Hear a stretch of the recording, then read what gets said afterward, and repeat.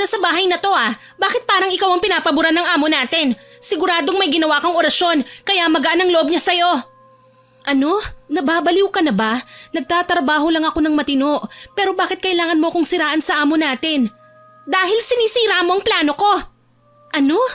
Matagal na naming binabalak ng boyfriend ko na looban ng bahay ng amo natin, pero lagi kang nakaharang sa mga gagawin ko.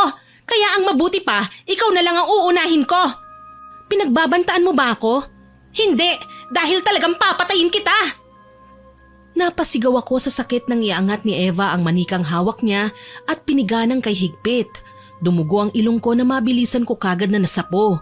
Nanginginig kong pinagmasdan ng palad ko. Nangihina ako nang makita ang pulang maladkit na likido. Anong ginawa mo? Itigil mo to! Ha? Akala mo ba makakalusot ka sa akin? Mamamatay ka, Leia! Kasama kang mabubulok sa bahay na to! Pati na ang walang yamong amo! Hindi, ipahuhuli ko kayo. Saksi ako sa ginawa niyong pagnanakaw. Sisiguraduhin ko na makakalaboso kayo. Ganon ha? Parang may sariling isip ang bibig ni Eva kung banggitin ang mga banyagang lengguwahe na yun. Mas lalong bumibigat ang talukap ng aking mata. Alam kong hindi ako inaantok pero pakiramdam ko malapit na akong mahimatay sa sobrang sama ng pakiramdam ko. Halos bumigay na ang mga tuhod ko hanggang sa mapagtanto kong nanginginig na akong nakahandusay sa sahig. Nakatunghay sa akin si Eva kasama ang tulisan niyang boyfriend. Magandang araw po, Miss Winnie. Ako si Leia, 35 years old. Nangyari po ang kwentong ibabahagi ko nung 24 anyos pa lang ako. Para lubos niyo pong maintindihan ang aking kwento, sisimulan ko po sa pinakaunang dahilan kung bakit ako namasukang kasambahay. Nagsimula ang lahat ng ito sa isang simpleng pangitain. Nagising ako isang umaga na nagtataka sa kakaibang kilos ni Manong Goryo. Palakad-lakad siya at hindi mapakali. Kabisado ko ng ugali ni Manong kapag may pangitain. Hindi siya matatahimik hanggat hindi niya nasasabi sa amin ang nagbibigay ng kaba sa kanya. Kanina ko pa po kayo napapansing panayang sulyap sa akin. May problema ho ba kayo? Manong, ano po bang nangyayari sa inyo? May kailangan pa po ba kayo kay nanay? Huwag na po kayong mahiya. Nako, Iha. Wala naman. May kailangan lang akong sabihin sa'yo. Uy, ano po yun? Mangungutang kayo kay nanay, ano? Ba't palabiro ka rin naman palang bata ka? Kung ganon, ano po? Huwag na kayong masyadong patril, Manong. At nakaka-nervyos po kayo Nanaginip ako kagabi, Iha. Masama. Panaginip lang pala Huwag niyo na pong alalahanin yun. Hindi naman po lahat ng masamang panaginip nagkakatotoo. Hindi ako nagbibiro, Leia. May mangyayaring masama sa isa sa mga kapamilya mo. Hay, pati ako, hindi mapalagay. Sigurado po ba kayo, Manong? Parang nakakatakot naman po yung pangitain niyo. Magkakasakit ang isa sa inyo ng malubha, Iha. Kaya gusto ko lang sabihin na mag-iingat kayo palagi. La, seryoso po ba talaga yan? Manong naman alam niyo pong taghirap tayo ngayon. Kailan ba pumalpak ang mga pangitain ko? Manong, baka po hindi pa kayo nakapagkape. Busog ako, Leia. Hindi talaga ako matatahimik hanggat hindi ko nasasabi sa'yo ang mga nakita ko sa panaginip. Aba, swerte ka nga dahil may libreng konsulta ka na sa albularyo. Naku Manong, huwag niyo nga po akong hiritan. Alam niyo naman po na hindi ako naniniwala sa mga kababalaghan na yan Iha. Naputol ang pag-uusap namin ni Manong Goryo nang marinig ang sigaw ni nanay mula sa loob ng bahay. Saglit kaming nagtinginan tsaka mabilis na pumasok sa loob. Naabutan ko si nanay sa may sala. Pilit na ginigising si tatay na noon ay nawalan yata ng malay. Nay, ano pong nangyari? Anak, Leia, tulungan mo ko. Hala, bakit nakahandusay sa sahig si tatay? Tumawag ka ng ambulansya, bilis. Kailangan nating dalhin sa ospital ang tatay mo.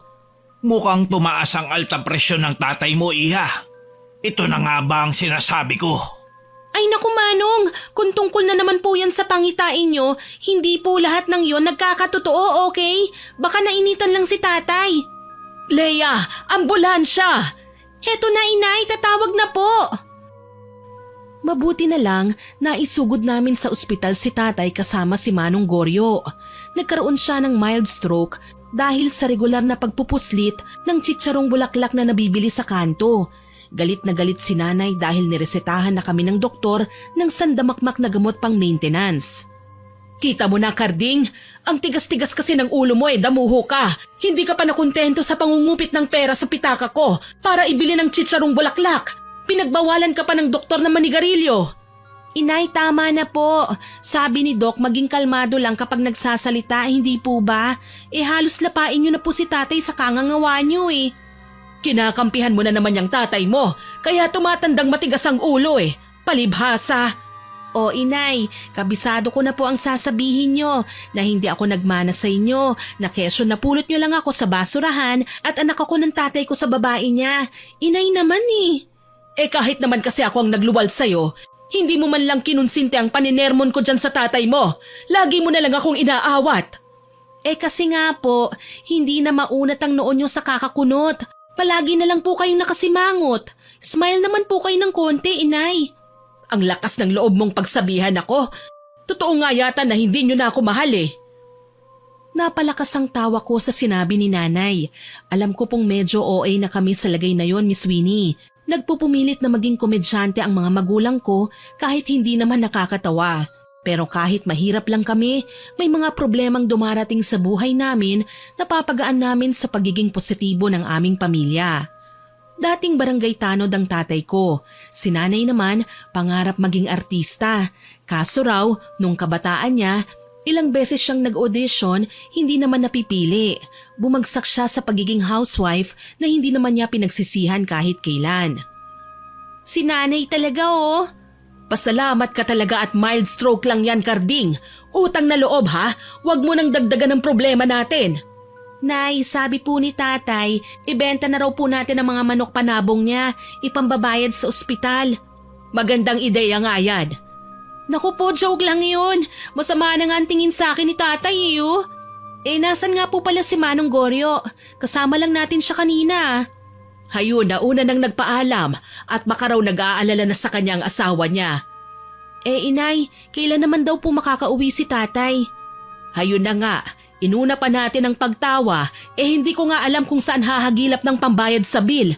Sa susunod na araw na daw ang labas ng tatay mo. Baka po may mga tatanggap ng sanla. Yun na lang po muna ang gawin natin, inay. Ako na po ang bahalang maghanap ng trabaho. Huwag po kayong mag-alala, malalagpasan din po natin ang mga pagsubok na to. Salamat anak ha, ilang beses mo na tong ginagawa para sa amin. Palagi ka na lang naghahanap ng paraan. Ganun naman po talaga dapat, hindi po ba? Hayaan nyo, kapag nakahanap na ako ng trabaho, hindi ko na kayo papayagan pa na makisideline sa paglalabada. Kailan lang nang makapagtapos ako ng college sa kursong education, Miss Winnie. Gayunpaman, kahit with honors ng graduate, hindi pa rin ako makahanap ng matinong trabaho. Sobrang hirap makapasok sa kahit saang kumpanya, lalo na kapag walang backer. Iba na kasi ang patakaran ng mga yun ngayon Nakabase na sa may malakas na backer. Hindi pa naman ako makapag-apply sa mga eskwelahan dahil hindi pa ako ganap na teacher. Kailangan ko pang gumastos para makapag-take ng board exam. Nang makauwi na nga si tatay sa bahay, nagsimula na akong maghanap ng trabaho. Saan mo babalak mag-apply, iha? Kahit saan po, basta may matinong sweldo, may maipantubos lang tayo sa isinanla nating gamit. Ayoko naman po na marema tayo nang wala sa oras. Alam mo anak, may naisip akong paraan para makatulong. Ano po yun, inay? Pumasok na lang kaya ako sa club. Mukha pa naman akong may asim Ay nanay, kayo talaga Kung magbiro parang totoo. Naku, kapag ginawa niyo yan, lalala ang sakit ni tatay. Hay naku anak, pinagagaan ko lang ang sitwasyon natin. Alangan naman na wala na nga tayong pera, mukha pa tayong buhay na inimbalsa mo. Hayaan mo, habang naghahanap ka ng trabaho, ako naman ay tutulong-tulong sa kapitbahay nating may gulayan para naman kumita ako kahit papano. Alam ko po na hindi ko kayo mapipigilan, basta wag niyo lang pong papagurin ang sarili niyo ha. Oo naman anak, mas gusto ko pa rin na maging malusog para maalagaan ko kayo ng tatay mo. Niyakap ko si nanay bilang pasasalamat. Masaya po ako na sa kabila ng lahat ng pinagdaanan namin, nananatili kaming malakas ni nanay. Sabi nga niya, wala daw kaming iwanan, walang susuko at lalong walang tatalikod sa bawat isa. Positibo ang lahat ng bagay, Miss Winnie, pero hindi ko maiwasang manlumo nang hindi pa rin ako swertehin sa ika-4 na establishment na pinuntahan ko. Kung hindi sila hiring, overqualified naman daw ako. Overqualified na walang backer. Tuloy malungkot akong umuwi sa bahay kinahapunan. Oh anak, kumusta ang paghahanap mo ng trabaho? Heto po, Nay, nakakapagod pero hindi pa rin natanggap. Hayaan mo na, pasasaan din ba't matatanggap ka rin? Si tatay po, ayun nasa kwarto, hinihilot ni Manong Goryo para naman hindi manigas ang katawan. Yun ang sabi ng doktor, hindi ba? Masahihin palagi ang na-stroke na bahagi ng katawan para maging maayos ang daluyan ng ugat. Sige po inay, sisilipin ko lang po sila. Mabuti pa nga at maghahanda lang ako ng merienda. Pumasok ako sa loob at binati sina tatay at Manong Goryo.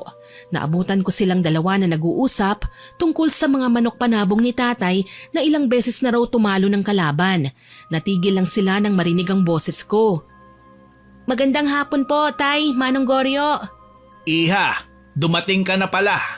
Nabanggit sa akin ni Susan na nag-a-apply ka ng trabaho. Opo, Manong Goryo. Kaso hindi pa po ako natatanggap eh. Patingin nga ng palad mo. Baka po kung ano na naman yan, ha? Iha, kailangan nating i-monitor ang ginagawa mo. Alam mo naman na may pangitain pa ako tungkol sa'yo.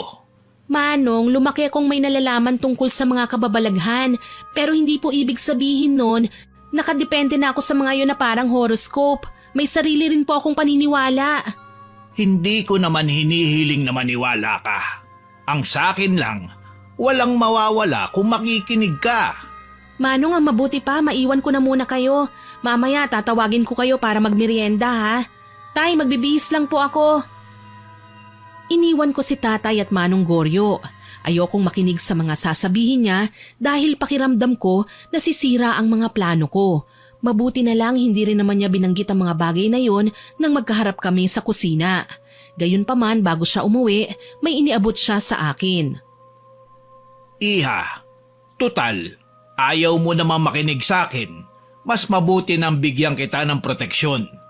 Kakailanganin mo to para mailayo ka sa kapahamakan. Talaga po bang namimiligro ang buhay ko?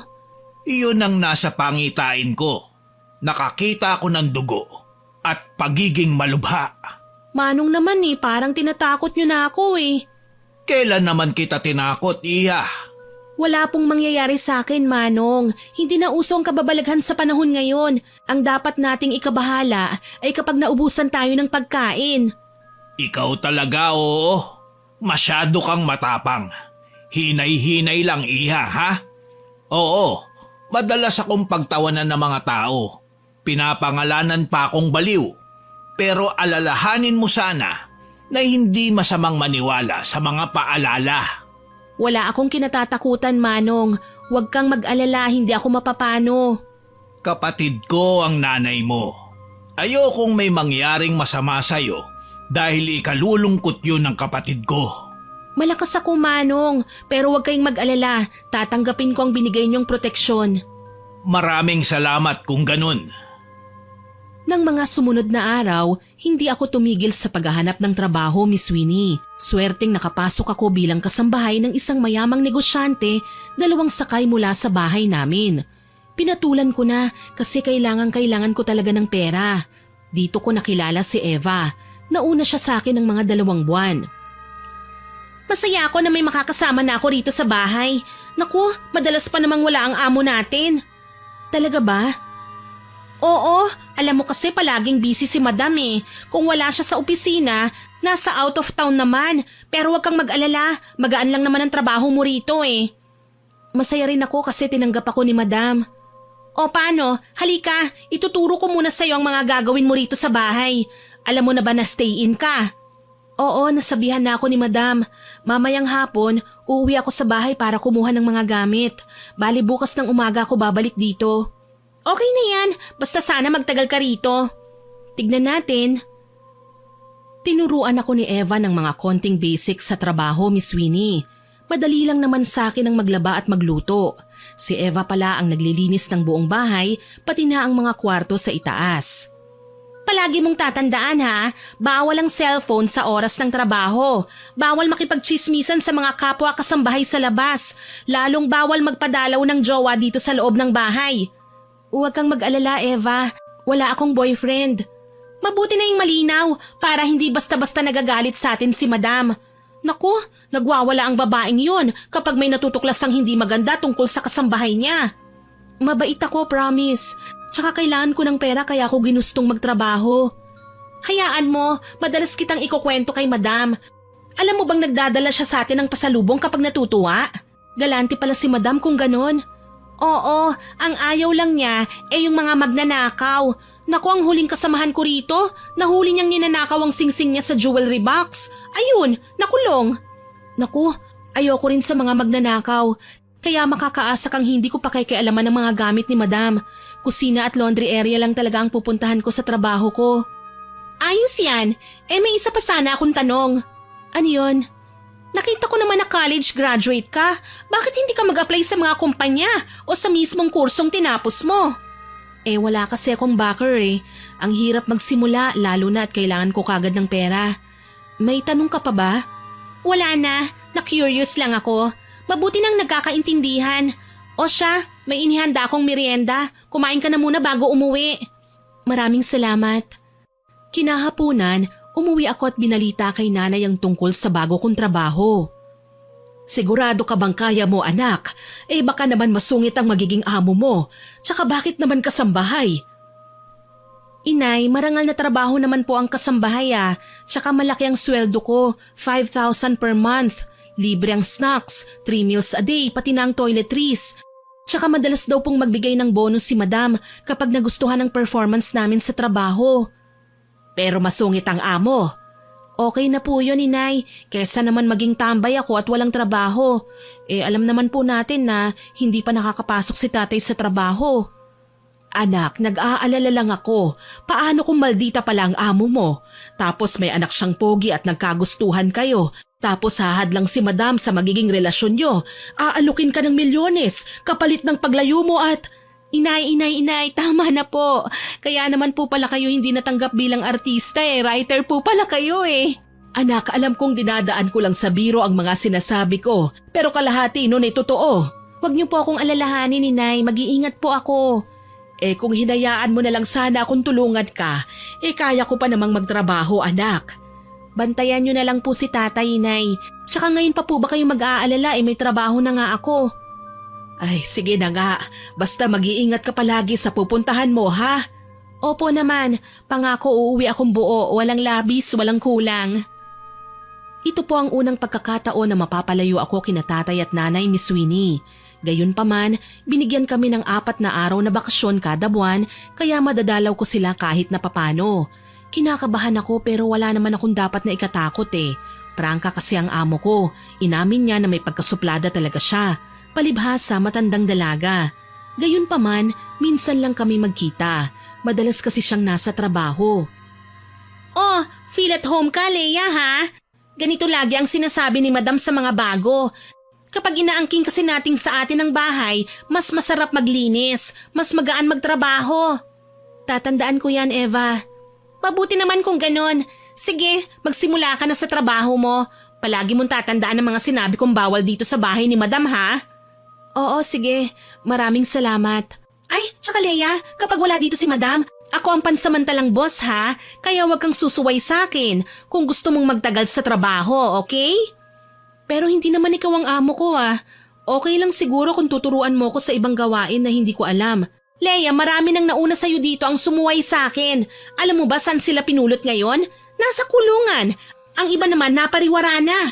Masama akong kaaway ha, kaya wag kang gagawa ng mga bagay na ikasasama ng loob ko. Naiintindihan mo ba?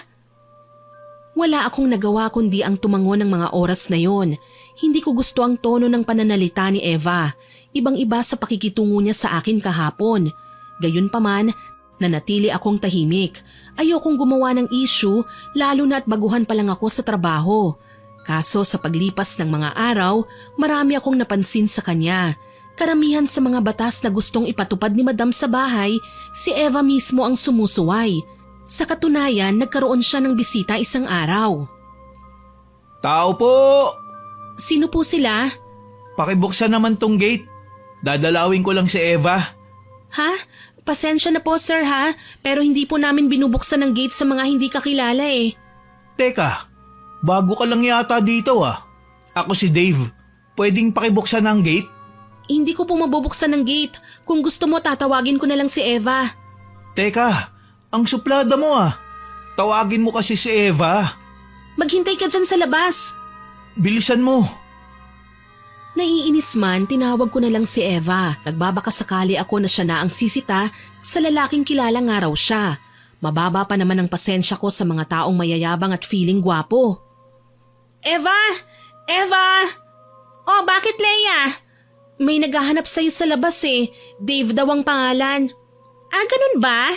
Sige, ikaw na muna ang bahala dito ah. Kakausapin ko lang si Dave. Sino ba yon? Jowa ko. Ha? Eh di ba sabi ni Madam bawal magpapasok ng lalaki dito sa bahay? Kilala naman ni Madam si Dave. Pwede ba? Mas nauna ako sa'yo sa bahay na to. Huwag kang kontrabida. Pero, ano ba Leia? Pati ba naman ang pagbisita ng jowa ko? Pakikialaman mo pa? Eh, sinabi mo kasi nung una na bawal yan, hindi ba? Mag-uusap tayo mamaya ha. Huwag ka nang umepal. Kanina pa naghihintay ang bisita ko eh. Tumaas ang kilay ko nang lapitan niya ang gate at pagbuksan ng lalaking nagpakilala sa akin kanina bilang si Dave. Akala ko hanggang sa bakuran lang ang lalaking yun, kaya nagulat ako nang papasukin ni Eva si Dave sa loob ng bahay at pinaupo pa sa sala. Miss na kita, baby ko. Ah, ako rin naman eh. Ang tagal kasing umalis ng amo kong hukluban eh. Ay nako, ang dami pang ibinilin sa amin. Okay lang yan. Matagal pa naman siyang babalik, hindi ba? Oo, matagal pa naman. Teka, maiwan muna kita sandali ah. Oh, bakit? Saan ka ba pupunta? Basta, mansari natin ngayon hindi ba? Gusto kitang isurprise eh. Talaga? Ano ba yan? Surprise nga, hindi ba? Alam mo naman na mabilis ako mainip. Tapos isusurprise mo pa ako. Sus, mabilis lang to. Basta manood ka lang dyan ng TV. Sige, bilisan mo ah. Nagugutom na ako eh. Sinamantala ko ang pagkakataon na iniwan ni Eva ang lalaki, kaya mabilis kong sinabi kay Dave ang kailangan kong ipaalam sa kanya. Ah, Dave, ako nga pala si Leia. Ako yung nakausap mo kanina sa labas ng gate. Ah, oo nga. Ikaw ang magandang babaeng pinagbawalan akong pumasok kanina. Alam mo kasi Dave, bawal ang ginawa ni Eva na pagpapapasok sa'yo dito sa bahay ng amo namin eh. At bakit naman bawal? Matagal na naming ginagawa to. Saka bakit pa nakikialam ka? Sayang, type pa naman kita. Sinasabi ko lang sa'yo na hindi ka dapat nandito. Kapag naabutan ka ni Madam sa loob ng bahay, madadamay ako sa mapapagalitan. Umalis ang amo nyo, di ba? Matagal pa bago siya bumalik. Kaya wala kang dapat na ikatakot. Hindi kayo mahuhuli ng amo nyo. Hindi lang naman kasi ganun yun eh. Tinataasan mo ba ako ng boses? May karapatan naman siguro ko dahil isa ako sa namamahala sa bahay na to habang wala pa si Madam. Mas naunang naging kasambayang girlfriend ko kaysa sayo. Saka pwede lang ha, huwag kang umastang ikaw ang may-ari. Sasagot pa sana ako nang biglang dumating si Eva. Napatingin ako sa kanya mula ulo hanggang paa. Gayon na lang ang gulat ko nang makitang suot niya ang bagong biling bestida ni Madam. Kapares pa ang branded na relo at hikaw. Leia! Ano na naman ba ang sinabi mo kay Dave? Bawal daw ako rito. Pwede ba? Huwag ka nang makialam. Inggitera ka eh. Magtrabaho ka na nga lang. Iniwan mo ang basura mo sa itaas. E di kunin mo, okay? Ikaw munang sumalo sa trabaho ko at wag kang magkakamaling isumbong ako kay Madam. Sisiguraduhin kong ikaw ang mapapahiya sa ating dalawa. Paano kaya kung ikaw ang isumbong ko kay Madam? Ginagamit mo ang damit niya at mga alahas. Excuse me, palagi kong ginagawa to, no? Alam mo, asikasuhin mo na lang ang trabaho mo kaysa makialam ka sa ginagawa ko.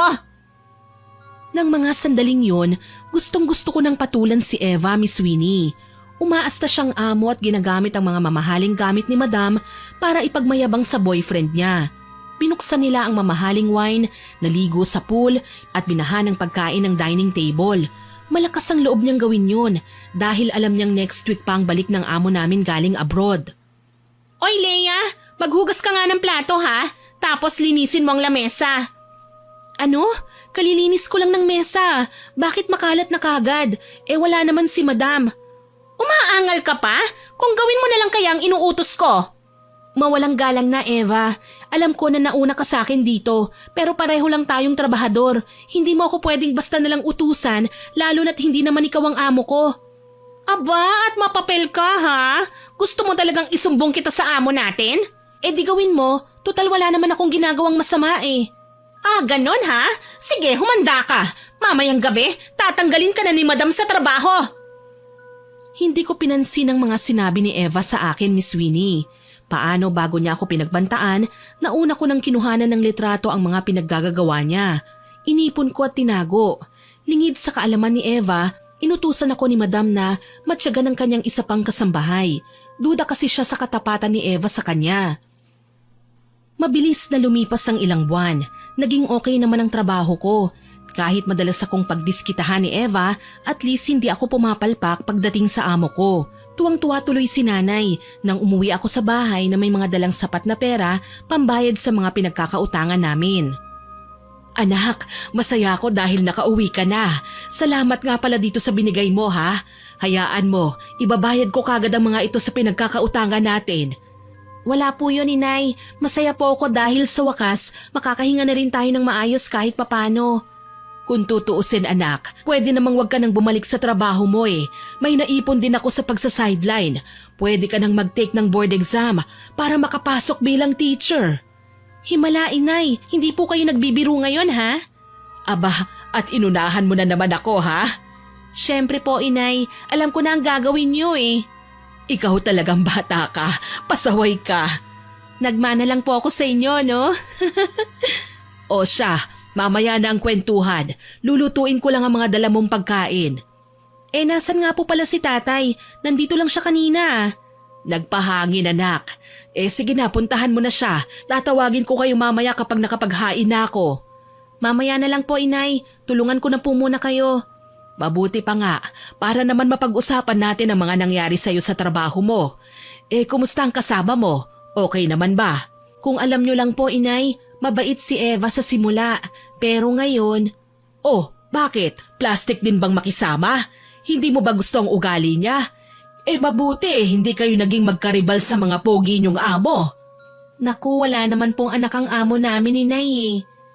Bakit? Wala bang pogi sa pinagtatrabahuhan mo? Kahit man lang pamangkin o pinsan ng amo niyo? Ay naku, wala po inay. Puro po kami babae doon. Ay sayang naman, akala ko pa naman makakapag-boyfriend ka na ng mayaman. Si nanay talaga puro biro. Aba bakit? Ganyan naman talaga ang kadalasang nangyayari. Kapag pinili nating magtrabaho sa malayo marami tayong makikilalang mga pogi at edukado. Inay, alam niyo pong wala pa po sa isip ko ang mga bagay na yan. Anak, hindi ka dapat nahihiya sa akin. Ayos lang naman kung gugustuhin mong magkaroon ng kasintahan eh. Dalaga ka naman, tsaka ako nang bahala sa tatay mo. Inay, tsaka na po ako papasok sa pakikipagrelasyon kapag sigurado na ako na okay na kayo, ha? Ikaw talaga, hindi ko nga pinangarap na magkaroon ng isang anak na pasaway, pero nasobrahan ka naman sa pagiging responsable. Lahat na nga lang yata ng obligasyon namin, ikaw na ang sumasalo. Sabi niyo nga hindi ba, mas mabuti na yung habang maaga pa, marunong na tayo sa diskarte sa buhay. Para sakaling magkapamilya, hindi na tayo gaanong mahihirapan. Napangiti si nanay sa mga sinabi ko sa kanya. Gusto ko lang naman na maging proud siya sa akin eh. At sana kahit hindi pa ako nagiging ganap na teacher, mapatunayan ko sa kanya na hindi mangyayari ang kinatatakutan niya, na kapag tumanda na sila ng aking tatay, iiwanan ko na sila. Sabay kaming naghapunan ng maihanda namin ng pagkain. Naroon din si Manong Goryo na kahit hindi naman nakatira sa bahay namin ay naging permanente na naming tagahilot ni tatay araw-araw. Oh, mabuti naman at nakauwi ka, Leia Iha. Binisita ko po si nanay at tatay Manong Goryo. Salamat nga po pala at palagi niyo silang sinasamahan dito ha. Wala yun, Iha. Alam mo naman ang tatay mo. Hindi ko matanggihan kapag nagpapahilot. Sa bagay. Kumusta naman po sa inyo? May mga nagpapagamot pa rin po ba? Abay, oo naman. Nung isang araw nga may lumapit sa akin na mag-asawa. kinulam raw ng kabit ni Mister ang misis. Ah, talaga po? Anong nangyari? Tinawas ko muna. Nalaman kong lumapit sa mangkukulam ang kabit ni Mister. Gumamit sila ng manika para saktan si misis. Mabuti po at napagaling nyo kagad ang pasyente. Hindi naging madali, iha. Nang pumunta sa akin ang mag-asawa, malaki na ang tiyan ng misis niya. Akala nga namin buntis, pero bubuyog pala ang laman ng tiyan. Mabuti na lang, nakagawa ko kagad ng ritual ng pangontra. Ikaw, kamusta naman ang trabaho mo? Okay lang naman po, Manong. Medyo masungit ang kasamahan ko pero okay lang. Natitiis naman. Huwag ka lang masyadong maging kumpiyansa. Minsan, ang mga taong akala natin ay walang binabalak na masama, sila pa pala ang may pinakamaraming plano na ikapapahamak ng iba. Tatandaan ko po, Manong. Nanatili ako ng halos 1 linggo sa bahay namin kasi kahit may day off kami sa pinagtatrabahuhan namin, hindi ko yun ginagamit para sa pamamasyal. Iniipon ko para makadalaw ako ng mas mahaba-haba sa mga magulang ko. Kaya naman nang magpaalam ako kina nanay at tatay na babalik na, maluha-luha pa nila akong inihatid ng Tanaw nang papasakay na ako ng jeep. Mag-iingat ka anak ha, kapag may problema tumawag ka lang ha. Huwag niyo po akong alalahanin ni Nay, magiging okay po ako. Nagtagal nga ako ng ilang buwan sa pinagtatrabahuhan ko, hindi ba? Oo nga, pero naikwento mo sa akin ang tungkol sa kasamahan mo sa trabaho, hindi ba? Naku, mag-iingat ka sa mga ganyan. Ang mga taong nauna sa pinagtatrabahuhan nila, ganyan talaga ang teknik. Kapag nalalamangan, naiinggit na. At kapag nangyari yun, sisiraan ka nila sa mga amo mo. Huwag po kayong mag-alala. Ilang buwan na lang naman po ako sa trabaho. Sapat para makapag-ipon ako ng pangmunting negosyo at pang board exam. Basta kapag hindi mo na kaya, tumawag ka lang at susunduin ka namin. Sige po, Inay. Maraming salamat po. Kinawayan ko si Nanay habang umuusad palayo ang jeep. Sa totoo lang, ayoko nang bumalik sa trabaho Pero kailangan dahil may gastusin pa kami na kailangan naming tustusan. Tsaka kabisado ko na rin ang trabaho ko kina Madam. Kay Eva na lang ako dapat mag-ingat. Sa katunayan, tinaasan ako kagad ng kilay ni Eva nang makita niya akong papasok sa bahay kasabay si Madam. Paalis na naman ang amo namin at marami siyang ibinilin sa akin. Pagkatapos ng munti naming pag-uusap, nagpaalam si Madam na mag-aayos na ng mga gamit na dadalhin niya. Nang maiwan kaming dalawa ni Eva sa sala, taas noon niya akong pinaringgan. Aba, mukhang close na kayo ni Madam Hindi naman, Eva. May mga ibinilin lang tungkol sa trabaho ko. Talaga? Bakit sa akin wala? Hindi ko alam. Baka naman mamaya pa niya sasabihin ang ibibili niya sa'yo, Eva. Alam mo, Leia, napapansin ko nanlalamig na sa akin ang amo ko. May kinalaman ka ron Magsabi ka nga ng totoo. Hoy, wala Ano naman ang sasabihin ko sa amo natin? Alam mo, Eva, wala kang dapat na ikabahala. Harmless ako at ang goal ko lang ay magkapera. Hindi ko kailangan manira ng kapwa para makalamang. Baka naman sinumbong mo na ako, Kung isinumbong kita sa amo natin, di dapat si Santi ka na ngayon. Siguraduhin mo lang, Leia, Wag na wag mo akong niloloko. Eva, nagtatrabaho ako ng maayos. Wag mo naman sana akong pagbintangan ng hindi maganda. Siguraduhin mo lang kung ayaw mong magkagulo tayo. Bakit ba palagi mo nalang minamasama ang lahat ng ginagawa ko? Nagtanong ka pa? Natural, naaasar kasi ako sa'yo. Pwede ba, Eva? Diretsahin mo na nga ako. Ang sabi ko, naiinggit ako sa'yo. Hindi mo kailangang mainggit, Eva. Mas una ka sa akin sa bahay na to. Mas malaki nga ang sweldo mo, hindi ba? Bakit kailangan mong magalit sa akin? Dahil nga sinisira mo ang mga plano ko. Bago pa ako makaangal, sinabunutan na ako ni Eva. Galit na galit siya sa akin na halos kalbuhin niya ako. Hindi sinasadyang naputol pa ang bracelet na proteksyong binigay sa akin ni Manong Goryo, kaya nagalit ako. Lumikha yun ng gulo kaya natatarantang dinaluhan kami ng aming amo. Nagmamadali niya kaming inawat, halos pagsasampalin na nga, papaghiwalay lang kami ni Eva. Nagulat pa ako nang bigla siyang umiyak at umarting tila ba siya ang biktima. Walang iya ka, Leia! Bakit mo ako sinaktan? Ano bang kasalanan ko sa'yo? Nababaliw ka na ba? Ikaw pa nga tong biglang sumabunot sa akin, hindi ba? Sinungaling ka! Hindi kita pinakikialaman! Ang galing mo rin naman talagang magsinungaling, Madam, bigla na lang po talaga akong sinabunutan ni Leia. Namimihasa ng babaeng ito eh. Madam, wag po kayong maniwala sa kanya.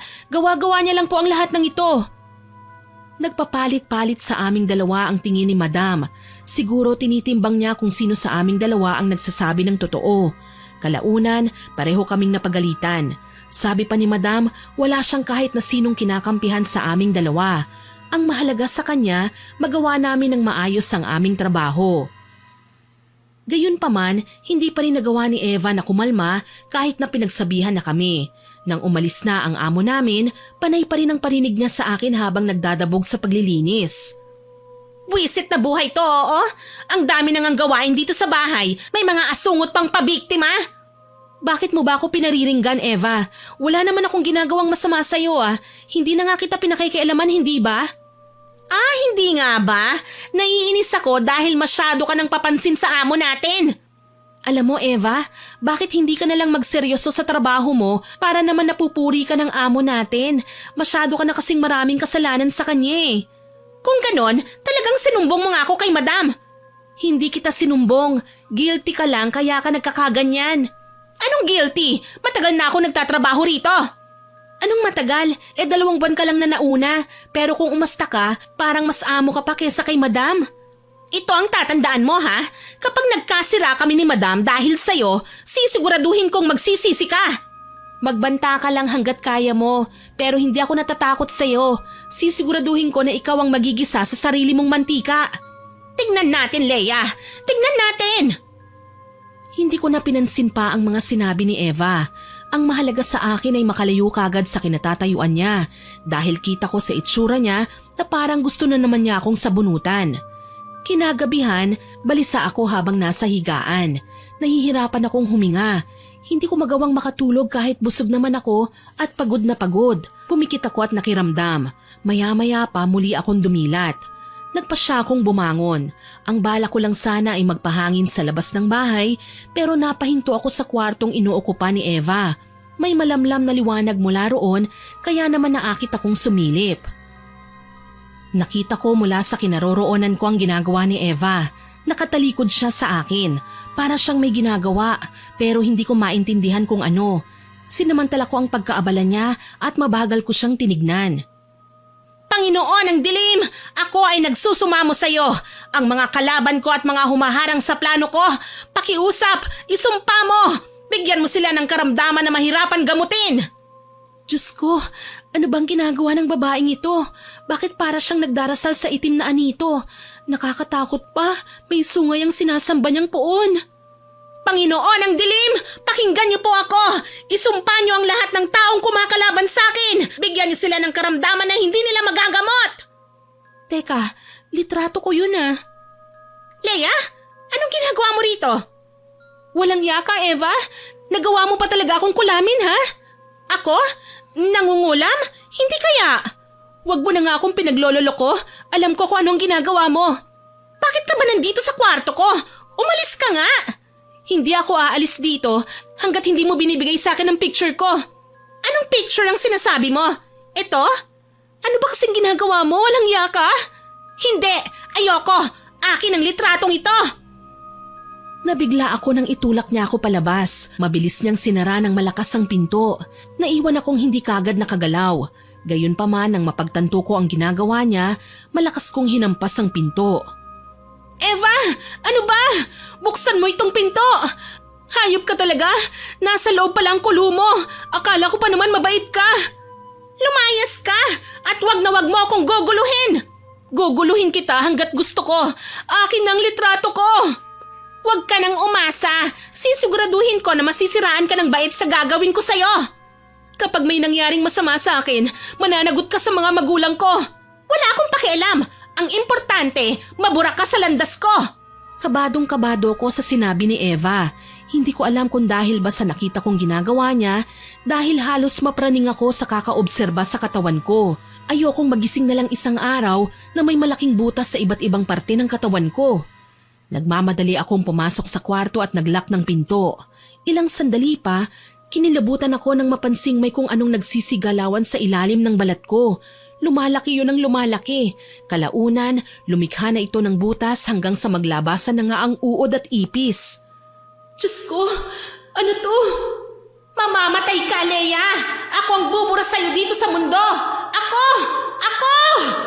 Hayop ka! Mangkukulam! Hindi mo ba alam? Matagal ko na itong ginagawa. Ang amo natin, matagal ko nang kinukulam. Kaya ikaw na ngayon ang pagdudusahin ko. Sa isang iglap, nangulubot ang balat ko. Sigaw ako ng sigaw dahil sa takot. Pero hindi man lang nagbigay ng pagkabahala si Eva. Mas nakita ko pa ang tuwa sa mga mata niya. Ilang sandali pa, nanlisik ang mga mata ni Eva na parang lalamunin na ako ng buhay. Bago pa man ako magpakawala ng malakas na sigaw, bigla kong napagtanto na nakapikit ako at nakahiga. Pinagsikapan kong ibuka ang bibig ko pero nakapagtataka sa utak ko lang nanggagaling ang sigaw. Alam ko na kagad na binabangungot ako.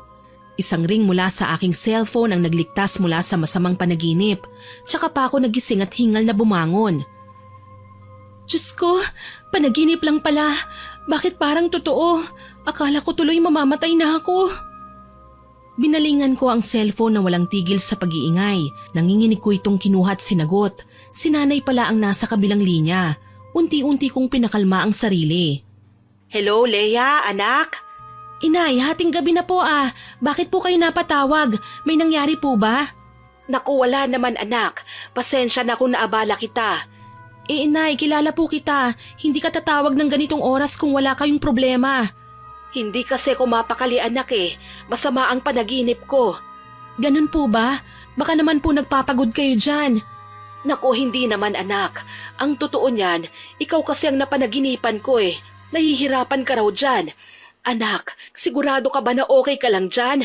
Nag-aalala ko sa'yo eh. Kayo talaga inay, oo.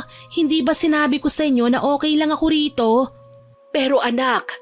Nay, magpahinga na po muna kayo. Bukas na po natin pag-usapan ito, ha? Tatawag po ako ng maaga sa inyo. Sigurado ka ba, anak?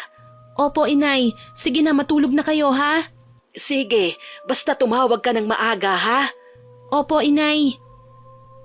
Pagkalapag ko ng cellphone, uminom ako ng tubig. Kumalma ako kahit papano. Inalala ko ang panaginip ko kanina. Pagkatapos, tinignan ko ang braso ko. Wala na ang mga butas at mga uod. Hindi ko maiwasang kilabutan. Akala ko talaga totoo ang mga nakita ko kanina. Salamat at panaginip lang pala. Tuluyan na akong bumangon at pumunta sa kusina. Nagkasabay pa kami ni Eva sa paglapit sa ref. Una niya akong inismiran kaya nagpaubaya ako. Pero hindi ko napaghandaan ang pagpasok ni Dave sa kusina. Teka, ano na naman ang ginagawa mo sa bahay ng amo namin? Teka, ano bang pakialam mo kung inimbitahan ko siya rito? Demonyita ka talaga kahit kailan, ano? Isusumbong na talaga kita sa amo natin. Di gawin mo! Napaatras ako nang kumuha siya ng kutsilyo tsaka itinutok sa akin. Hindi ko alam kung ikasisi ako ba na pinigilan siya ni Dave. Inagaw pa ang hawak niyang patalim. Baby ko, ang brutal mo naman. Akin na nga yan. Sumusobra na kasi ang bruha na yan eh. Hayaan mo na kasi. Halika na nga. Mag-almusal na muna tayo. Ang kapal ng mukha niyo. Huwag kang ang umangal, pwede? Baby, ako na ang kakausap sa kanya, okay? Iwan mo na muna kami. Inirapan ako ni Eva tsaka siya naglakad papunta sa sala. Naiwan kami ni Dave sa kusina. Nakita ko nilagay niya sa lababo ang kutsilyo at dahan-dahan akong nilapitan. Napalunok ako dahil bigla akong kinilabutan. Anong gagawin mo? Wala naman. Naisip ko lang, ang ganda mo pala kapag natititigan. Nababaliw ka na ba? May jowa ka tapos lalapit-lapit ka sa akin? Layuan mo nga ako. Ang bango. Bastos ka! Sinampal ko si Dave nang amuyin niya ang buhok ko. Napaatras siya, halatang nagulat at hindi nagustuhan ang ginawa ko. Hinawakan niya ako ng mahigpit sa braso. Ano ba, Dave? Nasasaktan ako! Masyado kang kontrabida, Leia. Hindi ko na nagugustuhan ang ginagawa mo. Bakit? Maganda ba ang ginagawa niyo? Sinasamantalang pag-alis ng amo para magpiesta sa hindi niyo naman bahay? Ano bang pakialam mo, ha? Ngayon pa lang ako nakakita ng katrabaho ng girlfriend ko na masyadong pabida. Bakit? Tama bang ginagawa nyo? Mali din naman Sa tingin mo ba matutuwa ang amo namin kapag nahuli kayo sa ginagawa nyo? Ibig mo bang sabihin, may balak ang isumbong kami, ganun ba? Oo naman, ayokong hintayin na si Madam mismo ang makahuli sa inyo para lang magsisi ako, hindi ba? Ganun Eh di sige, gawin mo. Kapag nalaman ng amo nyo ang ginagawa namin ni Eva, hindi kita bubuhayin, Leia. Tandaan mo yan. Napasigaw ako nang halos idiin na ako ni Dave sa dingding. Nang mga sandaling yon, nanginginig na ako sa labis na takot. Umagang-umaga pa lang, ganito na kagad ang mararamdaman ko. Kaya naman tinipon ko na ang mga ebidensyang nakuha ko noong mga nakaraang buwan. Sabay ko itong ipapakita kay Madam para matapos ng kalokohan nila Eva at Dave. Kinagabihan, narinig kong nag-uusap ang dalawa sa balkonahe. Wala pa rin si Madam. Naipadala ko na sa social media account ang mga ebidensya na nakuha ko pero hindi pa niya nasisi ng message ko. Ang sinisigurado ko lang nakaimpake ng mga gamit ko. Kailangan kong lumayo sa bahay para na rin hindi masaktan nila Dave at Eva sakaling dumating nga ang mga amo namin. Dali-dali kong kinuha ang cellphone ko sa bulsa at kinuhanan sila ng video. Alam mo baby, nagsasawa na ako sa ganito Ang tagal ko na rin kinabisado ang bahay. Ano ba talagang plano mo? Relax lang. Alam mo naman na minsan lang tayo makapag-enjoy sa ganito kagandang bahay. Pero hindi naman talaga ganito ang plano natin, hindi ba? Akala ko ba, titignan ko lang kung saan naroon ang mga alahas at pera ni Madam, tapos ikaw nang bahala. Huwag kang mag-alala. Darating din tayo dyan. Sa ngayon, kailangan lang natin magpakasaya muna. Alam mo, duda ako dun sa kontrabida kong kasama Mamaya niyan, sinumbong na pala tayo. Huwag kang mag-alala. Tinakot ko na siya. Sigurado, hindi siya gagawa ng kahit na anong ikapapahamak niya. Ano bang balak mo sa pakialamerang yon? Ano pa nga bang ginagawa sa mga dagang binubwisit ang pusa? Pinapatay, syempre. Tumpak! Kaya wag mo na siyang alalahanin pa, okay? Siguraduhin mo lang na hindi ako sasabit dyan, ha? Nakita kong ngumiti ng kay tamis si Eva kay Dave, tsaka sila naghalikan. Wala na akong pakialam noon kung anong masama nilang balak. Dali-dali kong binulsa ang aking cellphone. Ang importante sa akin, makaalis ako sa bahay. Hindi ko kayang magstay sa lugar na may demonyo, lalo na at wala ang amo namin. Naghanap ako ng paraan para makatakas, pero nagulat ako nang humarang bigla sa daraanan ko si Eva. Saan ka pupunta, mahal kong kaibigan? Nakalimutan mo na ba? Hindi tayo magkaibigan. Ganon? Saan ka naman pupunta at may dala kang bag? Siguro ninakawan mo si Madam ano? Hindi ako kagaya mo, Eva. Masama kang tao. Nagpanggap ka pang mapagkakatiwalaan ka sa bahay. Nag-iipon ka lang naman pala ng pagkakataon para magnakaw. Talagang hadlang ka sa plano ko, no? Pwes panindigan mo yan. Anong gagawin mo sa akin? Ano bang ginagawa sa mga asungot na pakialamera? Hindi ba't dinidispatcha? Hayop ka? Magnanakaw ka na nga, kriminal ka pa. Ano bang gusto mong gawin ko? Matuwa sa pagiging kontrabida mo? Nagpumiglas ako nang pilit niya akong kinaladkad papasok ng bahay. Nakita kami ni Dave pero imbis na pigilan niya ang jowa niya, pinagtawanan pa kaming dalawa. Siyempre lumaban ako dahil ayoko naman na basta na lang manalo si Eva sa pagitan naming dalawa. Malakas kong tinapakan ang paa niya, tsaka ko siya tinulak at mabilis na tumakbo.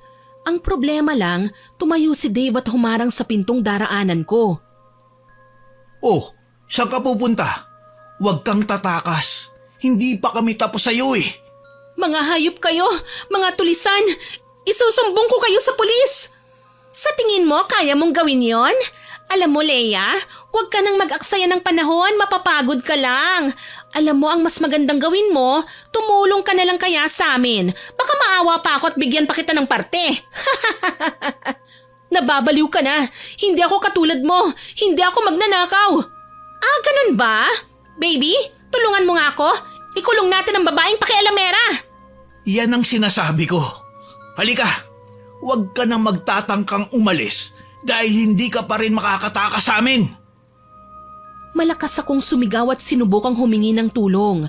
Umaasa ako na may kung sino man ang makakarinig sa akin. Kumakabog sa takot ang dibdib ko ng mga sandaling yon, Miss Winnie. Hindi ko alam kung magagawa ko pa bang makaalis dahil hawak nila akong dalawa sa magkabilang braso. Takot na takot ako. Basta na lang nila akong pinasok sa isang bakanting kwarto. Dito ka lang hanggang sa makuha na namin ang lahat ng kailangan naming nakawin. At ikaw ang mapagbibintangan, Leia. Tatanga-tanga ka kasi. Hindi kayo magtatagumpay, Eva. Huwag kang mag-alala, Leia. Napag-isipan na rin namin ni Baby Dave ang mga bagay na yan. Sakali man na hindi kami magtagumpay, magiging madugo ang gabing ito at sisikat ka dahil ikaw ang magiging biktima namin. Humalakhak si Eva pagkakasabi niya noon. Salamat na lang at hindi nila ako pinag-isipang igapos. Gayunpaman, sumagi sa isip ko ang mga sinabi ni Manong Goryo. Diyos ko, totoo nga yata ang sinabi sa akin ni Manong Goryo na may mangyayaring masama sa akin. Isang madugong trahedya. Bakit ba hindi ako naniwala sa kanya? Ano bang binubulong-bulong mo dyan? Gusto mo ba talaga masaktan, ha? Pagbabayaran niyo ang ginawa niyo, makakarating kay madam ang lahat ng ito. Ah! Tumahimik ka, bruha! Ang kapal din ng mukha mong pagbantaan kami? Ano, isusumbong mo kami, ha? Hindi ka nga makawala sa amin? Mga hayop kayo! Iwan na muna natin yan dito, baby. Samsamin na natin ang lahat na pwede nating kunin. Bye, Leia! Kawawa ka naman. Siguro, hindi ka na makakawala pa sa lugar na ito.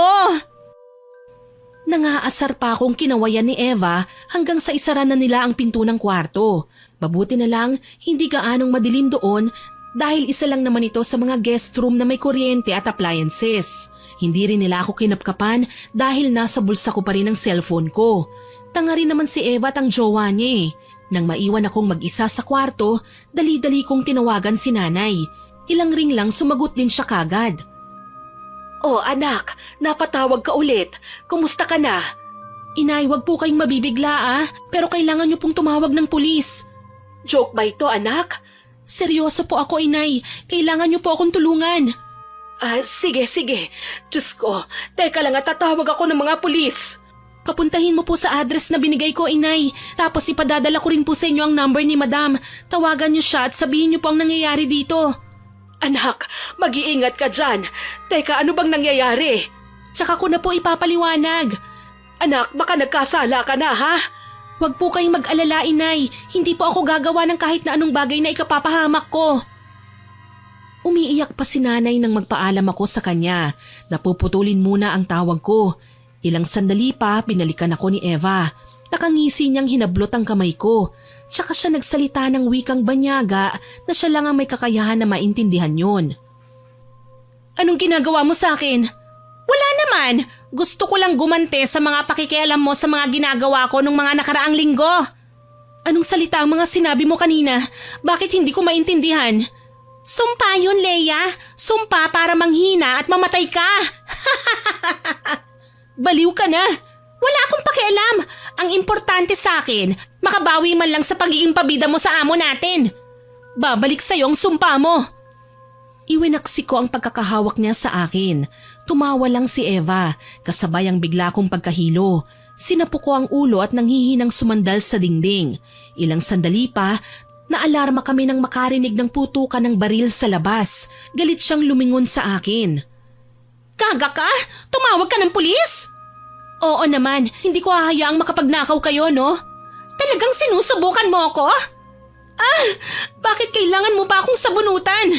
Gusto kitang tablahin sa ginawa mo. Ano ba? Bitiwan mo ko. Halos ingudngud niya ako sa sahig dahil sa sobrang panggigigil. Wala naman akong magawa dahil bigla akong nahilo. Mabuti na lang, bumukas ang pinto ng kwarto kung saan kami naroon at pinaputukan ng mga pulis si Eva. Nanginginig siyang itinaas ang dalawa niyang kamay at talagang binunutan pa ako ng buhok bago siya nagpaposa sa mga alagad ng batas. Kinabukasan, dumating sa presinto sina Madam at Nanay Susan. Alalang-alala sa akin ang mga magulang ko. Si Madam naman, ilang beses na nagpasalamat sa akin. Umabot kasi ng 3 milyon ang mga alahas at appliances na muntik ng matangay nila Eva. Sugatan si Dave pero daplis lang at nakakulong na ngayon sa presinto. Diyos ko anak, salamat na lang at ligtas ka.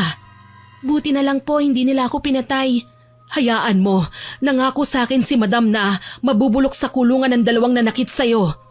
Okay lang po, inay. Mabuti na lang talaga at nabasa ni madam ang message ko sa kanya. Tapos na ipadala ko sa kanya ang mga pictures at ebidensya ng kawalangyaan nila Eva. Mga hayop talaga ang dalawang yan. Pinagtulungan ka pa. Hayaan niyo na po, inay. Ang importante, nakaligtas ako. Tsaka nakakulong na po sila. Si tatay nga po pala, nasaan? Hayun, nasa bahay. Sinamahan ni Manong Goryo mo. Kinabahan nga ako sa kanya nang malaman niya ang nangyari sa'yo Nanghiram ba naman ng shotgun sa kapitbahay at susugurin daw ang mga kasamahan mo?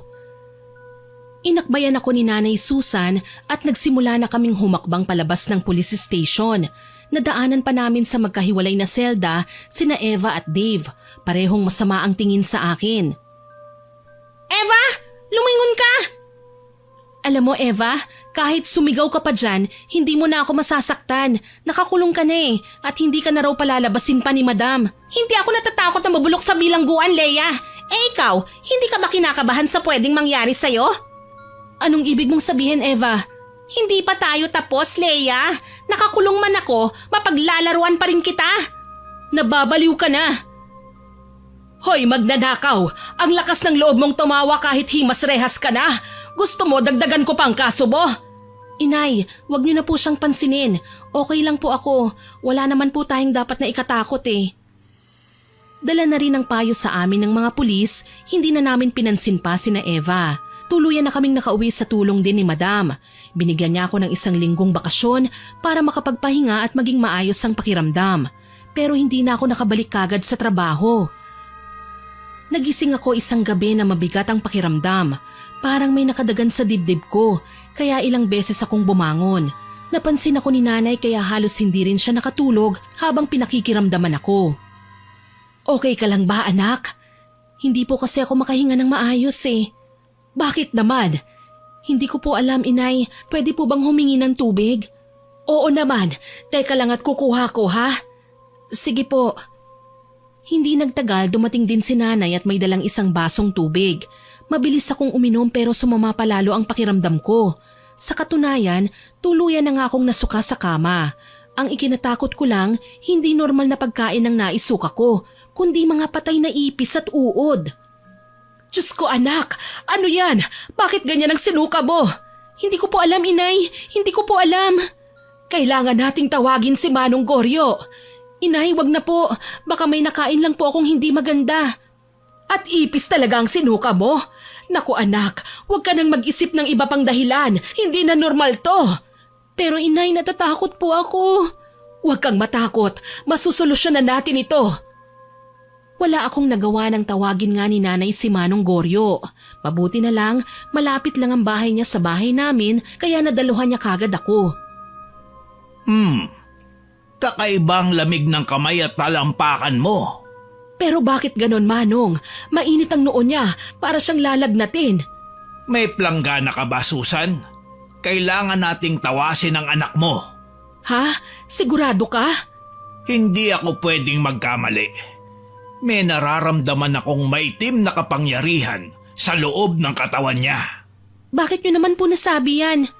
Nararamdaman ko na kagad ang kapangyarihan sa 1 pitik lang ng pulso mo. Mukhang nasumpa ka, iha. Kung yun po talaga ang tingin nyo, baka naman pwedeng alisin nyo na ang sumpa sa katawan ko. Kaya kong gawin yan, pero kailangan mong kumalma. Halika, maupo ka. Anak, sundin mo si Manong Goryo. Alam ko gagaan ang pakiramdam mo. Pinagmasdan namin si Manong Goryo na nagsindi ng puting kandila. Pinatak niya ang mga tunaw nun sa planggana na may tubig. Ilang sandali pa, kinabahan ako nang makitang may nabuong imahe sa nasabing planggana. Babae, may hawak na manika at karayom. Heto na ang resulta. Kilala mo ba ang babaeng ito, iha? Siya ang nagbigay ng sumpa sa'yo. Isang babaeng matindi ang inggit sa'yo. Manong Goryo, hindi po ako pwedeng magkamali. Si Eva po yan. Kinulam ako ni Eva. Paano niya nagawa to? Hindi ba't binigyan kita ng pangontra? Ilang beses po kaming nag-away ni Eva, Manong Goryo. Ang totoo niyan, nagkasabunutan kami nitong huli at nasira niyang bracelet na binigay niyo sa akin. Sinasabi ko na nga ba? Kaya pala tinablan ka ng sumpa. Manong, ano bang kailangan naming gawin? Kailangan natin siyang gamutin gamit ang mga herbal. Pagkatapos, aalisin natin ang sumpa sa pamamagitan ng rebuelta. Kahit hindi pa talaga ako sigurado kung magtatagumpay ba tayo. Bakit naman po hindi magtatagumpay, Manong? Magaling kayong albularyo, hindi po ba? Naniniwala ako na kaya niyong alisin ang sumpa sa katawan ko. Iha, bago pa man mangyari ang lahat ng ito, alam mong nagbigay na ako sa iyo ng babala. Pero hindi ka naniwala. Gayunpaman, sinubukan kitang proteksyonan sa pamamagitan ng paglalagay ng pangontra. Pero nagawa itong ihiwalay sa katawan mo nang magkasakitan kayo ni Eva. Dito niya naramdamang wala na ang harang, kaya kanya nagawang pagapangan ng kulam. Naaalala ko po, nung gabing pinusasan ng mga pulis si Eva, hinila niya ang buhok ko. Sigurado akong may nakuha siyang ilang hibla. Yun ang ginamit niya para kulamin ako. Sigurado ka, anak? Bruha pala ang kasamahan mong yun eh. Bakit ba niya ginawa ito? Dati na niya akong pinrangka na naiinggit siya sa akin. Ito siguro ang dahilan kaya niya ako nagawang saktan. Iniisip niya na inagawan ko siya ng papel sa amo namin. Hindi mo naman kasalanan kung mas gusto ng amo mo ang trabaho mo kesa sa kanya. Kahit na po, inay. Kakaiba kasi ang galit ni Eva sa akin eh. Parang may pinaghuhugutan. Kaya nga kahit naiimbyer na ako sa kanya sa trabaho, hindi ko siya magawang soplahin. As in ngayon ko lang siya pinatulan kasi sinaktan na niya ako. Salbahe talaga ang Eva na yan. Humanda siya sa akin kapag nagkaharap kami ulit. Naku po, inay. Wag na po kayong mag-abala pa. Siguradong nalintikan na siya ngayon kay madam. Oo nga naalala ko, nakakatakot ang amo mo. Ang sungit. Pero hindi naman po siya masungit sa akin, inay. Tsaka sabi niya, siya na raw ang bahala kay Eva. May mas importante kang dapat gawin, Iha. Ha? Ano po yun? Kailangan mong mahalungkat ang mga gamit na pangulam ni Eva. Bawiin ito sa kanya at sunugin. Hindi po yata yun ganun kadali eh. Bakit mo nasabi, anak? Nay, nakakulong po si Eva. Hindi ko alam kung dinispat siya na ba ni madam ang mga gamit niya. Baka nga pinalinis na niya yun sa iba eh. Baka naman hindi pa, anak. Subukan nating hanapin. Papayag naman siguro ang amo mo kung sasama ako sa'yo. Sige po. Pero bukas na lang po tayo umalis, Sinay. Masama po talaga ang pakiramdam ko eh. Huwag kang mag-alala, Iha. Susubukan kong gamutin ang sumpa na ginawad sa'yo. Siguro, walang kaalam-alam si Eva na makakalapit ka kagad sa albularyo. Salamat po ha, Manong Goryo. Pasensya na po kayo. Hindi ako naniwala kagad sa mga babala. Huwag mo nang isipin yun, Iha. Naiintindihan ko naman kung ayaw mong maniwala sa akin. Hindi lahat ng sinasabi ko kapani-paniwala. Hindi ba? Pero minsan, mahalaga man o hindi ang pangitain ko, kailangan kong ibahagi sa'yo para naman magawa nating paghandaan, hindi ba? Hayaan niyo po, Manong Goryo. Sa susunod, hindi niyo na po ako kailangang kumbinsihin. Ako na mismo ang hahanap ng paraan para maiwasan ang mga trahedya na nakikita niyo sa pangitain. Salamat, Iha. Malaking bagay yan sa akin. Alam mo kasi, nakokonsensya din naman ako kapag may mga tao akong hindi mailigtas na kasama sa pangitain ko. Nagkamali nga po ako eh.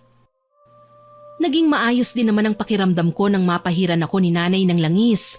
Galing yun sa gawa ni Manong Goryo. Gayunpaman, hindi ako nakatulog kaagad. Inabot pa ng 4:00 ng madaling araw bago ko dinalaw ng antok. Pagsapit ng tanghali, naghanda na ako para sumama kay Nanay papunta sa bahay ni Madam. Mabuti na lang at hindi siya umalis ng bahay dahil na rin sa muntikan ng pagnanakaw nila Eva sa mga mamahalin niyang alahas. Sinabi ko sa amo ko kung pwede ko bang mahalughog ang kwarto ni Eva. Pumayag siya kaagad. Ito pala ang kwarto ni Eva. Diyos ko, napakaburara naman pala ng babaeng yun. Ugali niya na po talaga yan, Inay. Noong nandito pa nga siya, madalas niyang ipasa sa akin ang trabaho niya eh. At ginagawa mo naman. Hay nako anak, yan kasi ang hirap sa'yo eh. Masyado kang mabait. Bago pa lang po kasi ko noon. Hindi ko naman po alam na aabusuhin niya pala ako. Kita mo, ang dami niyang abubot na may kinalaman sa pangungulam. Nagkalat sa kama ni Eva ang mga libreta at itim na kandila. Ilan sa mga yon nasindihan na ng babae. May mga punyal na nakasiksik sa kahon ng sapatos. Ilan sa orasyon na nakasulat sa papel, nilamukos at nasa ilalim naman ng kama. Kinuha ko ang picture niya at sinilid sa dala kong bag. Akala ko simpleng kasambahay lang si Eva na may balak na magnakaw. Pero maliban pa doon, demonyita rin pala siya. Alagad ng dilim na mahilig sa pangungulam. Pakiramdam ko hindi lang akong kinulam ng babaeng yun eh. Sa tingin ko kailangan natin kunin ang mga bagay na ito, anak. Tama po kayo dyan. Inay? Anak, anong nangyayari sa'yo?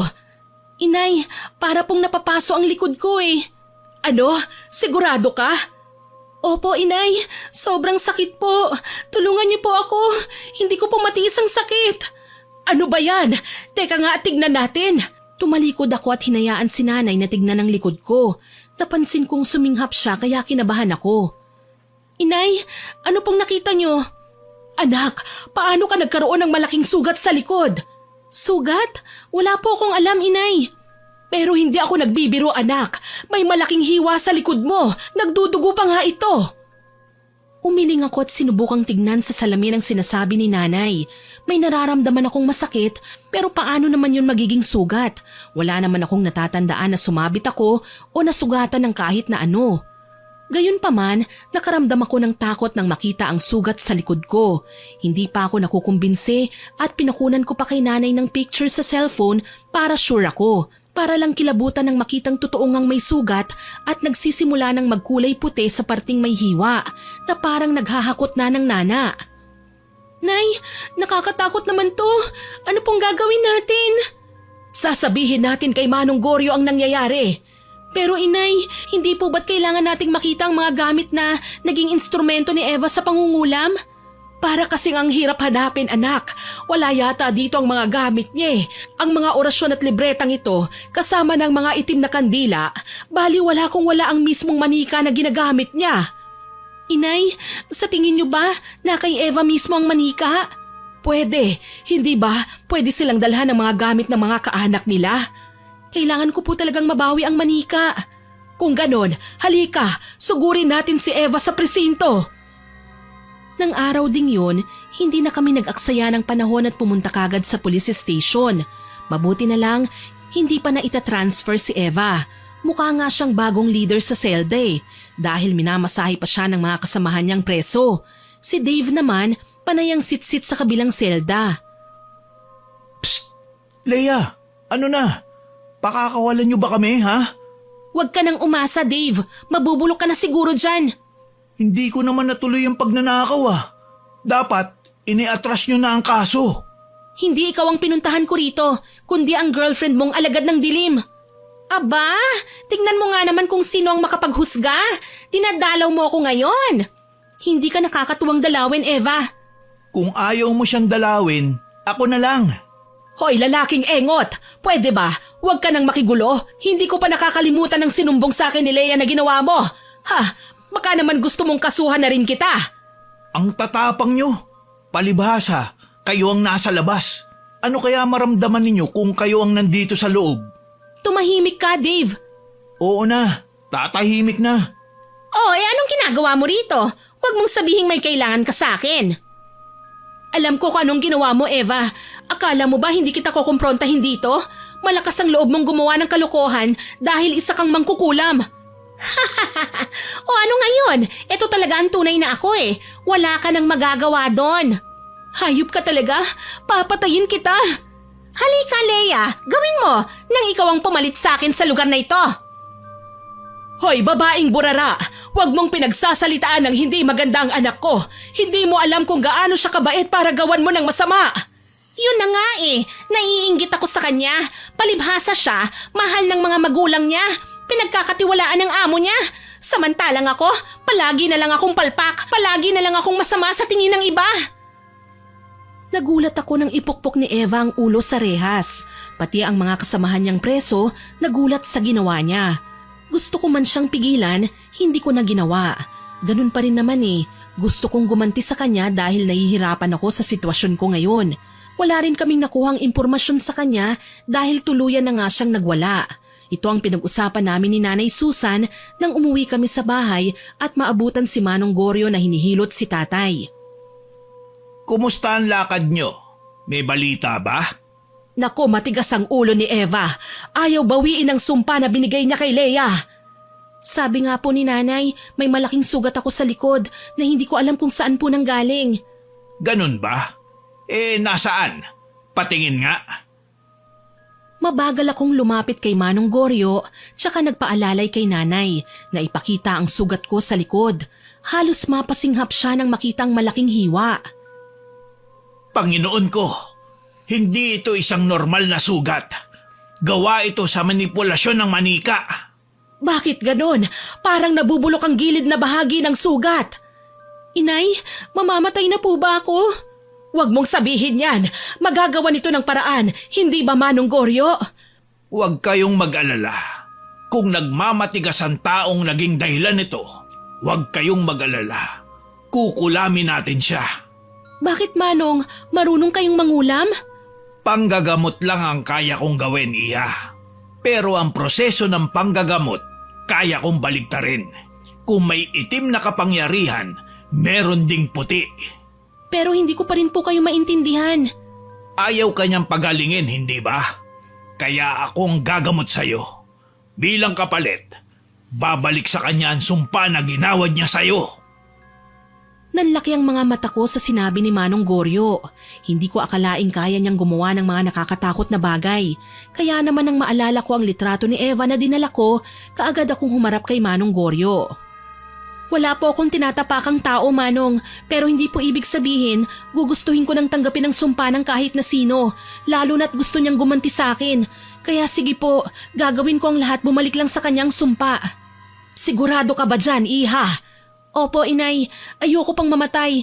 Gusto ko pa po kayong alagaan ni Tatay. Kung ganon, kakailanganin ko ang importanteng gamit ni Eva. Damit, larawan, suklay na may hibla ng buhok, o kahit nail cutter na may natirang ginupit na kuko. May picture po ako rito, Manong. Kung ganon, akin na ang litrato niya. At kailangan, maging sigurado ka sa hiling mo na ibabalik natin sa kanya ang sumpa. Dahil wala nang atrasan ito. Naiintindihan ko po. Tinanggap ni Manong Goryo ang picture. Ni hindi niya ipinakita sa amin kung anong eksakto niyang ginawa. Dahil umuwi na siya sa kanila at umaktong parang walang nangyari. Kinagabihan, mas lalo akong nahirapan sa pagtulog. Naramdaman ko na parang tinatahi ang likuran ko kaya napapaungol ako sa sakit. Anak, sigurado ka ba na okay ka lang? Nag-aalala na sa'yo ang tatay mo eh. Ako rin, hindi makatulog dahil nahihirapan akong pakinggan ng mga ungol mo. Huwag po kayong mag-alala, Inay. Titiisin ko po ito. Hindi ako naniniwala na walang ginagawang hakbang si Manong para mawala ang sumpa sa katawan ko. Alam ko yon, anak, pero hindi ko lang matiis na tignan ka. Huwag niyo po akong alalahanin. Magiging okay rin po ako. Pakiramdam ko nagdidiliryo ko habang pabiling-biling ako sa kama. Kung ano-ano na lang ang naririnig ko. Sigawan, iyakan, pagmamakaawa ng kahit na sino. May mga humahalakhak pa habang umiihip ng malakas ang hangin. Napapaungol ako sa pinaghalong kirot at ginaw, kaya kahit masakit ang likod ko, sinikap kong makabangon para gumamit ng kumot. Halos magtalukbong na ako kaya tinulungan ako ni nanay. Sakali man na kailangan mo ko, tawagin mo lang ako sa kabilang kwarto, anak. Opo, Inay. Huwag po kayong mag-alala, kaya ko to. Proud kami sa'yo, anak. Alam kong malakas ka, matapang, at alam kong malalagpasan mo rin ang pagsubok na ito. Siyempre po, Inay. Nagmana po ako sa inyo, hindi ba? Tsaka hindi ako pababayaan ni Manong Goryo. Magdasal din tayo sa Panginoon, anak. Ginawa lang niyang instrumento si Manong Goryo, pero nasa kanya pa rin ang susi para gumaling ka.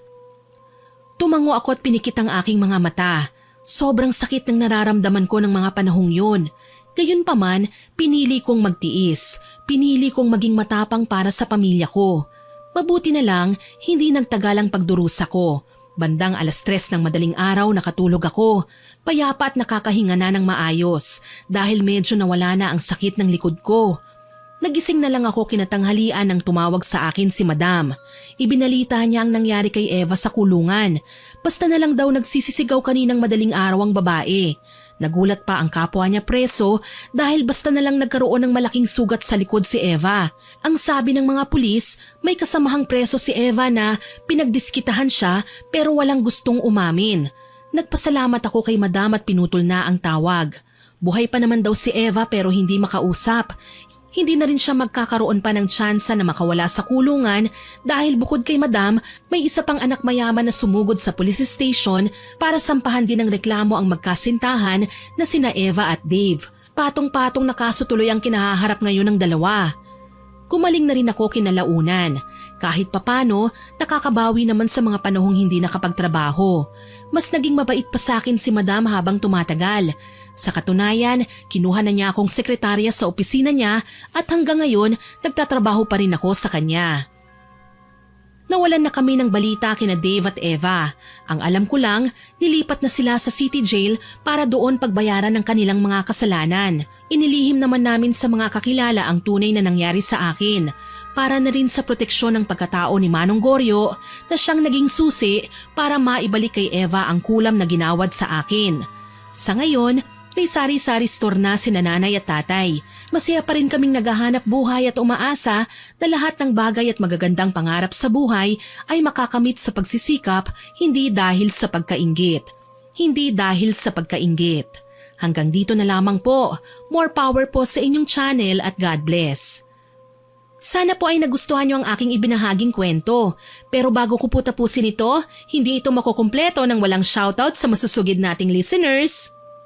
Shoutout po kay Maribel Balabag from Apayao, kay Paula Demain, kay Daniela, Dandan, Diana, Bornilia, kay Meldy from Malaysia, kay Maria Osum, kay Aramic 17, kay Delia Katu at sa Katu family, sa mga kapatid niyang sina Tina at Buboy Maestrado, pati na sa mga anak niyang sina Michael, Michelle, Marichu at sa mga apo niya sa Quezon Province. Shoutout din po kay Rave Tennyson at kay Lola Feli, kay Rosemary Casonete, kay Lovely Vallesa, kay Buhay at Kwento, kay Jeffrey Cruz. Hello din po kay Ana from Rosales, Pangasinan, kay Sus Calabia, kay Wendy na nag-comment sa masarap na kabit upload. Ang sabi po niya, super ganda raw po ng storya na yon. Salamat po ma'am. Shoutout din po kay Evelyn Habel, kay Maribeth Peldonan, kay Rysel Gonzales, kay Ana Marie Bataraw, kay Alfreda Alano, kay Eliza Cesar, kay Leticia Liza na nagsabing magaling po ang lahat ng mga tauhang nagsiganap sa sakim na kamag-anak upload. Salamat po ma'am. Shoutout din po kay Rudenel Oclarit, kay Cristina Peru, kay Loida Padayogdog, kay Sandra Pasage, kay Russell Tanyo, kay Erlinda Ehe at kay Cora Villa. Maraming salamat po sa lahat ng nakinig at nagkomento.